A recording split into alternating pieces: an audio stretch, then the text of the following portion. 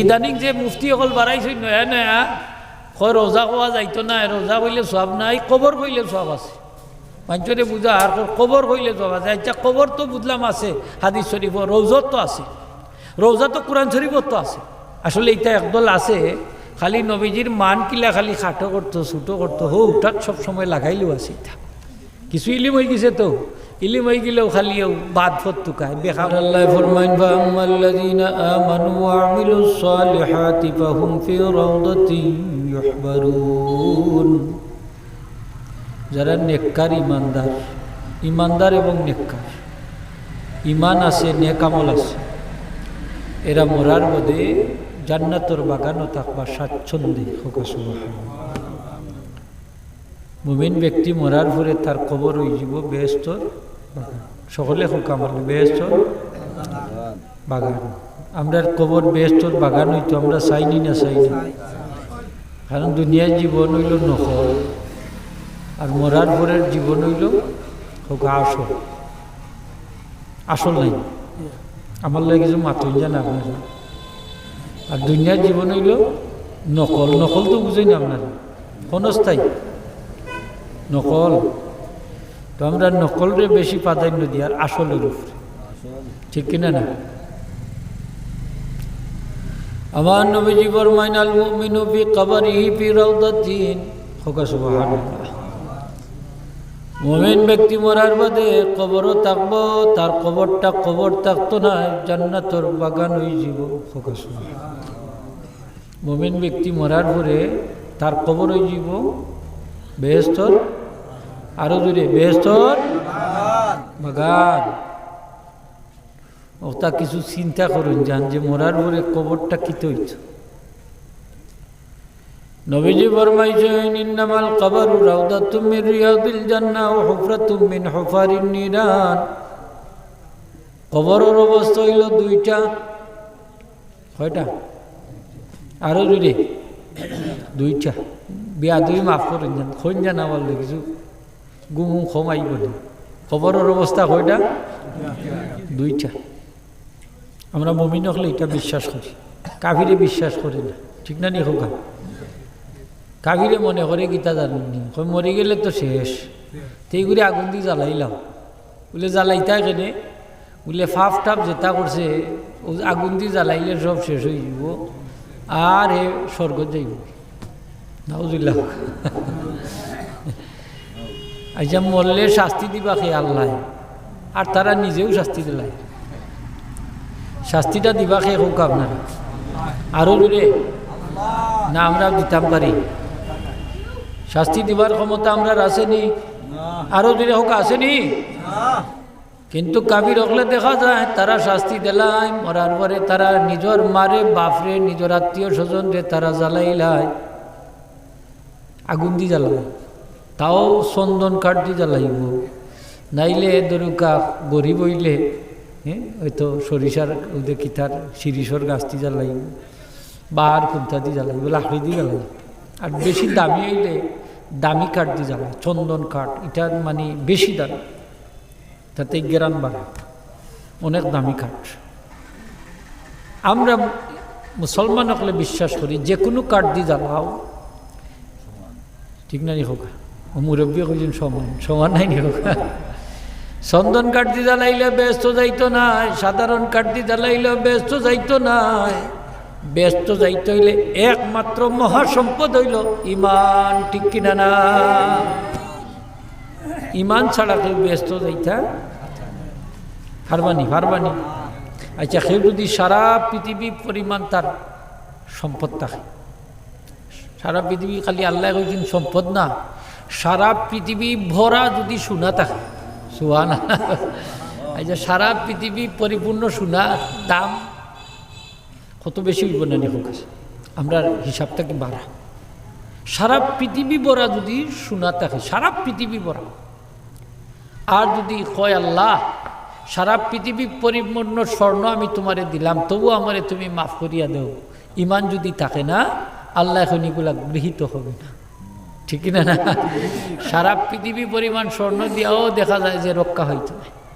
সারা পৃথিবী পরিপূর্ণ স্বর্ণ, চিন্তা করুক, হিসাবে ধরে না। তাইলে ইমানের দাম বেশি না কম? আরও যদি হোকা বেশি না কম? ইমান হইল আসল জিনিস, ওটার আগে হেফাজত করব। বেশি দামি হইল ইমান। আমরা মানুষ মরলে আমরা জ্বালাই না, সযত্নে আমরা কবর দেই। সযত্নে নাইনি হোকা যতন করি নানি আমরা, হইব আস্তে আস্তে দৈরের বা কষ্ট হইব। কারণ আমরা মনে করি যে মানুষ মরে গেলেও শেষ নাই, আরও একটা বড় বিশাল এক জগৎ তার লাগি আছে। আসেনি না? নাই নাই না নাই ও শেষ নি। তো আপনারা গাড়ি দিলে হয়তো আল্লাহ বাঁচাই দিছে, আর তো ইন লাগে আর কুন্তার করা লাগতো না। না আরো করি আমরা হোকা করি করি মরার পরে কিনা কবরে দিও শেষ নি। ঠান্ডে আমরা আরো হক আছে না নি? আমরা আছে বহুত আমরা করি। এখানে আরো একটা বিশাল জগৎ তার কিছু ছোট্ট জগৎটা কি বিশাল জগতে গেছে, যে জগতের শেষ নাই, লয় নাই, কয় নাই। এই জগৎ অনন্তকালের জগৎ। আমার নবীজি ফরমায় আমার উম্মতর কবরের দুই অবস্থা। কয় অবস্থা? দুই অবস্থা। এক অবস্থা হইল মুমিনের কবর বেহেশতের বাগান অথবা জাহান্নামের একটা গর্ত।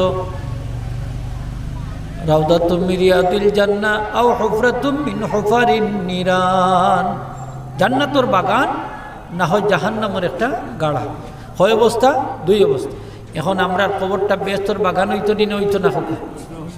জোরে হইতো বা হইতো নি? আমরা চাইনি না? চাই না?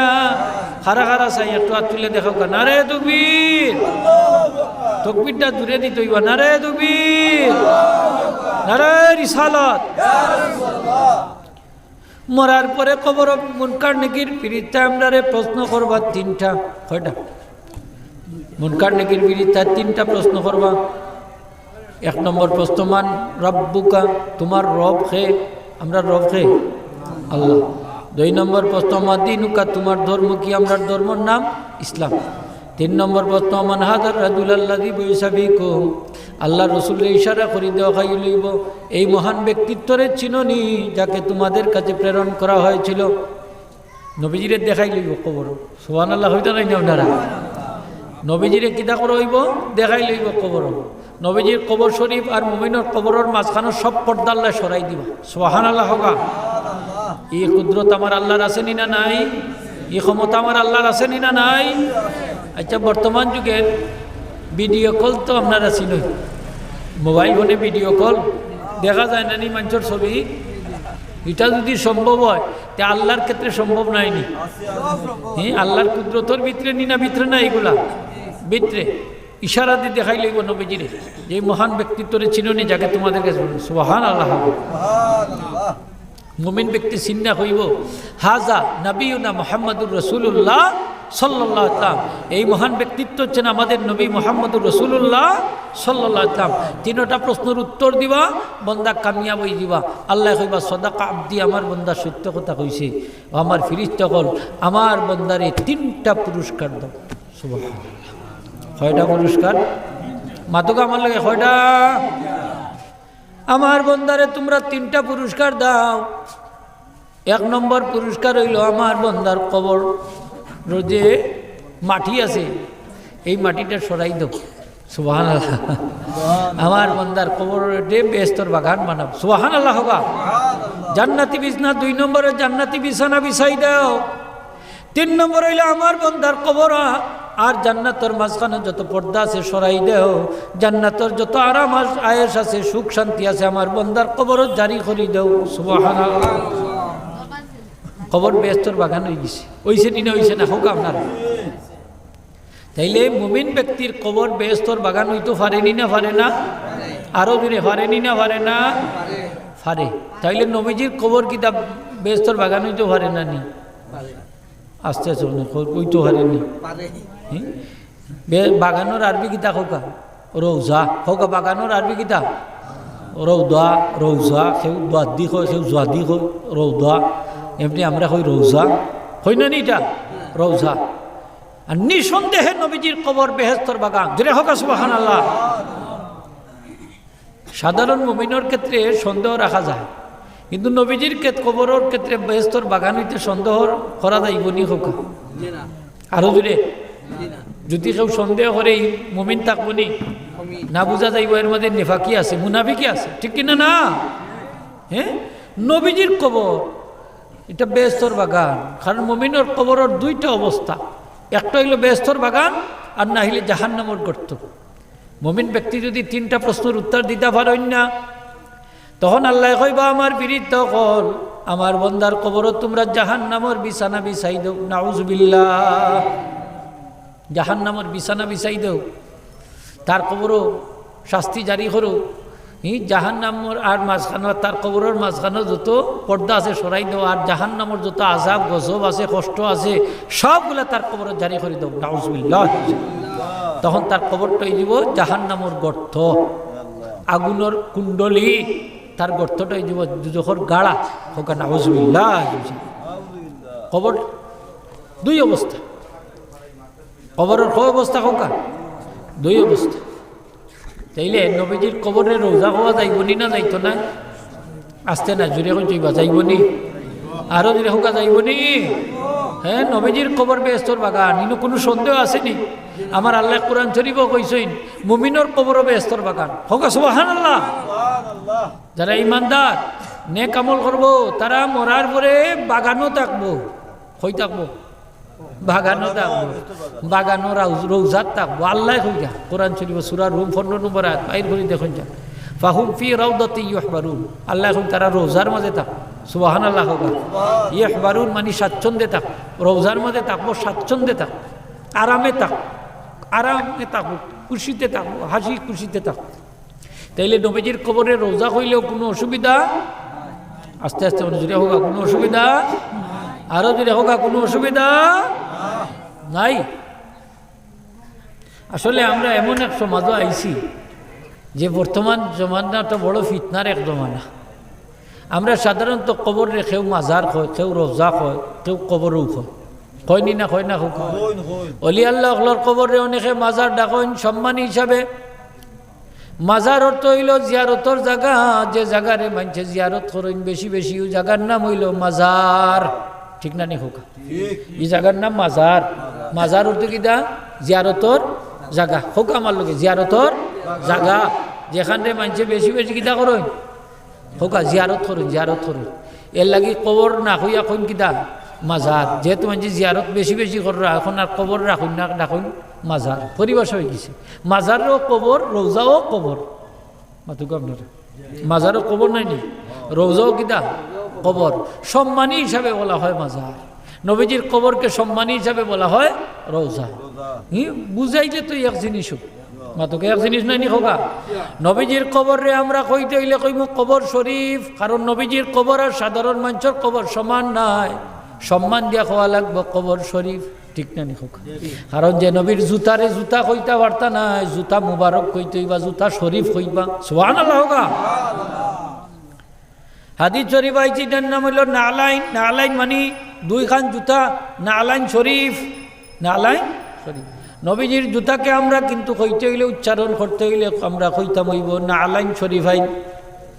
এই নালাইন শরীফাইনের ফজিলতর মাঝে আশরাফ আলী থানভী সাহেবে আনছেন, আল্লাহ রসুলের জুতা মুবারকর নকশা যদি কেউ মাথার মাঝে রাখে, সুবহানাল্লাহ, জুতা মুবারকর নকশা যদি মাথার মাঝে রাখিয়া দোয়া করে যে কোনো জটিল রোগ থাকি আল্লাহ তারে মুক্তি দান করে দিবা।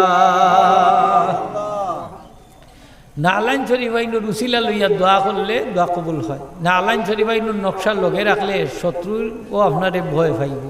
নালাইন শরীফাইনুর নকশার লগে রাখিয়া ঘুমাইলে স্বপ্নে আল্লাহ রসুলের দিদার নসিব হইব। এখানে সম্মানী জিনিস, জুতাটাও সম্মানী হয়ে গেছে। আল্লাহর হাবিব যে কবর শরীফের মাঝে ঘুমাইছ, আল্লাহর হাবিবর দেহ মুবারক যে কবরের মাঝে মাটির সাথে মিশাইল, এই মাটি সাধারণ মাটি রয়েছে না, এই মাটির দাম আল্লাহর আরশে আজিম থাকি আরো বেশি, ঠিক কিনা না? হোক আল্লাহর আরশ থাকিও কম না বেশি? খেনে বেশি। এটা তো এই মাটি, এই মাটির সাথে নবীজির দেহ মুবারক মিশি গেছে, লাগি গেছে, শরীর মুবারক লাগছে এই মাটির লোক। এই মাটি আর সাধারণ মাটি রয়েছে না, এই মাটির জান্নাত থেকে আরো দামি, হ্যাঁ আরশ থাকি দামি, কাবার থাকি দামি। জোরে হোক সুবহানাল্লাহ। অত দাম, মাটির দাম বাড়ে গেছে।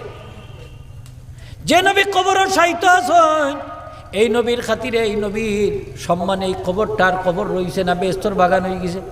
সুবহানাল্লাহ হোক, সুবহানাল্লাহ হোক। হ্যাঁ, এটারে বেস্তর বাগান খাওয়া যায় না নি, রওজা খাওয়া যায় না নি। তো ইদানিং যে মুফতি অকল বাড়াইছে নয়া নয়া কয় রোজা খাওয়া যাইতো না, রোজা কইলে সব নাই, কবর কইলে সব আছে। মানুষরে বুঝা আর কবর কইলে সব আছে। আচ্ছা কবর তো বুঝলাম আছে হাদিস শরীফ, রৌজত তো আছে, রোজা তো কোরআন শরীফত তো আছে, আসেনি?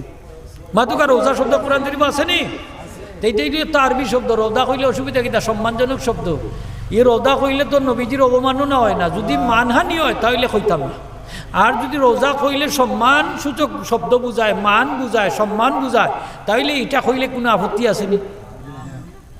আসলে এটা একদল আছে খালি নবীজির মান কিলা খালি খাটো করতো, ছুটো করতো, হো উঠাক সব সময় লাগাইলেও আছে। এটা কিছু ইলিম হয়ে গেছে, তো ইলিম হয়ে গেলেও খালিও বাদ ফতুকায়, বেখা ফতুকায়, মাথুকা বেখা ফতুকায়, বাইরাল উঠো, বাইরাল উঠো। আপনারা ছুটো থাকতে থাকি বা আমরা ছুটো থাকতে থাকি, নবীজির কবর কেউ হইতে খুঁজছেন নি হোক, খালি কইন রোজা রোজা হইতেন, মাথুন না কেন? অবা গেলে আল্লাহ রসুলের রোজাত আমার সালাম খান দিওর বা তুমি আল্লাহ রসুলের বাড়ি যাইতা, হইনি হইনি হোক। হ্যাঁ, আল্লাহ রসুলের রোজা না আমার সালাম খান দিও, হইনি ইলা হোক আছে। হ্যাঁ, চিন্তা করুক, এটা একটা পরিবেশ হয়ে গেছে। এটা তুমি বদলাইবাই কিলা এখন? তোমার লাগান হাজার হাজার কোটি কোটি মুফতি আইলেও এই শব্দ আর বদলানি যাবে? এটা সব মুমিনের অন্তরের মধ্যে গিয়ে গাতে গেছে। সুবহানাল্লাহ হোক। এটারে আর তুমি সরাইতে পারতাই না, যত বড় মুফতি হোক না কেন। মুহতারাম হাজিরিন, আমরা সবাই মরার পরে আমরা কবরটা বেহেশতের বাগান হইতো। আল্লাহর কাছে আমরা সব সময় দোয়া করি, আল্লাহ আমরার কবরের বেহেশতের বাগান বানাই দেও, কাহু আমিন।